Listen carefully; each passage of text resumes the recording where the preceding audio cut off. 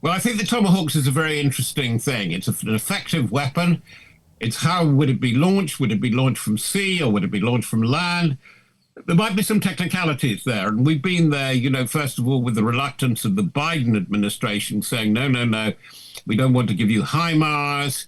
And then there's the whole question of ATACMS. And then the question of SCARP and Storm Shadow, not only saying we won't do it, but we don't want our allies to do it. And then the Brits and the French got going there. I think Tomahawk is immense value as a talking point.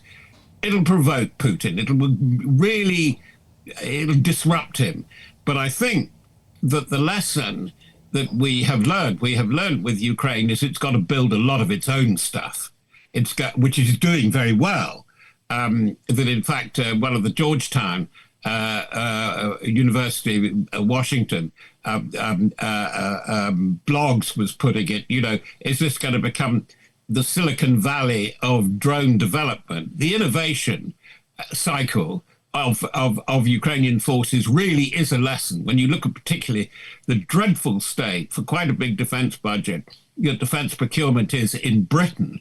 But by comparison with Ukraine, it can innovate, it can improvise, it can turn things round so much more quickly. It's doing things in weeks, which it sometimes in the UK would take probably up to years to do, so much so that the most enterprising in the UK are actually working in Ukraine and with Ukraine, because that's the way to get fast and innovative development.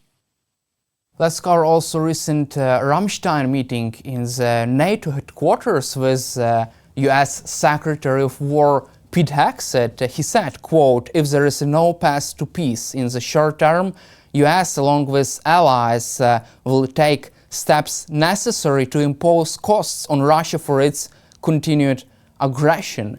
Do you feel there is a big change of tone here, even from Pete Hegseth, Secretary of War? From Hegseth, and I think the kind of thing that Hegseth was getting at, which has made America think very, very hard, is in the energy market. They are very worried about the sanctions busting.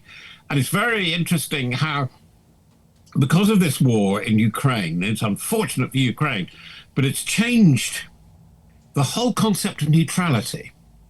I'm sure it was the belligerence of Russia, particularly from 2014 on, Crimea, that persuaded, obviously, as we know, Finland and Sweden, that they really had to go and join the alliance. Now, the next one on the list is Ireland. Now, Ireland isn't going to join NATO, but Ireland realizes it's under surveillance threat continuously from Russia.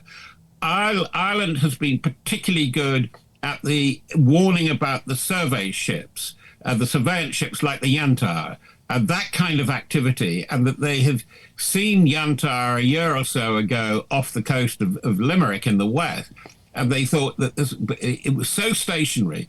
They said this is dangerous because they're looking at the main fiber optic node, one of the main communications, that is telecommunications nodes from across the Atlantic into Europe, which comes into that part of Ireland. And I must say the Irish government, which is poorly protected, has got really alarmed.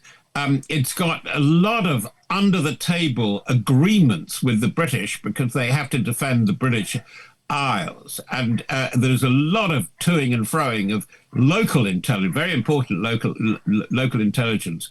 They may have to buy 2 warships that they hadn't thought that they needed, namely 2 frigates, surveillance frigates, to protect their coasts. And in addition, with Ireland, which is part of your story and part of the answer to your question, is that Ireland is very worried about the ghost ships, the shadow ships, the sanctions-busting tankers and freighters, tankers, which are often in very poor condition. They come out, they get through the Baltic, which is now vital ground, come round, and off Ireland, they transship or cross-deck their loads to smaller freighters and tankers, which go off elsewhere in the world, towards the Indias and so on, the other markets that they can find.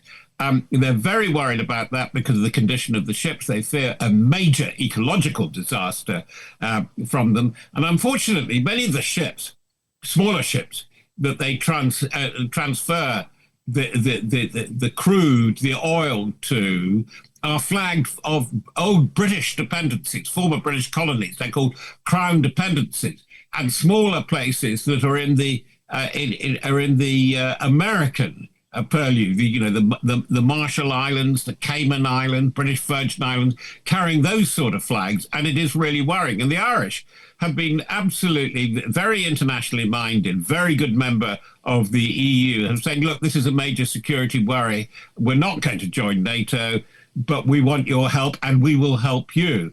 Big change of dimension. I mean, this colours what Hegseth has been saying in Ramstein. They're fed up with this. They're fed up with the continuous disruption of Russian activities, and particularly cyber attacks and the drones, because it disrupts normal human life and human commerce. Particularly, we've seen Denmark, Norway, Belgium, and now very much the Netherlands, where the Russians have been jabbing Netherlands forces on exercise in the Baltics, in Estonia, I believe. And there is a general activity in the UK. We've had cyber disruptions of things like Marks and Spencer, the big store. But the most serious one has been Jaguar Land Rover, because that affected probably millions of people who are somewhere in the supply chain to Jaguar Land Rover. It is, I absolutely follow you. I think Hegseth has changed quite a lot. He's not criticizing Western Europe so much, and he is worried, and America is worried. They're worried about the disruptive effect of Russia.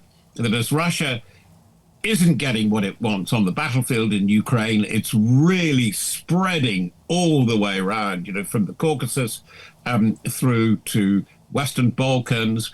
But it isn't entirely winning. As we know, it's got terrible trouble with its naval presence in the Mediterranean. It's got terrible trouble altogether, I think, with its naval activities. But as it hits terrible trouble, it becomes unpredictable, it becomes very, very disruptive. And that's why I think we're in for a rough 5 or 6 months through until the next spring. The tempo of events that we're seeing them now is not going to die down. It's not going to reduce in any way.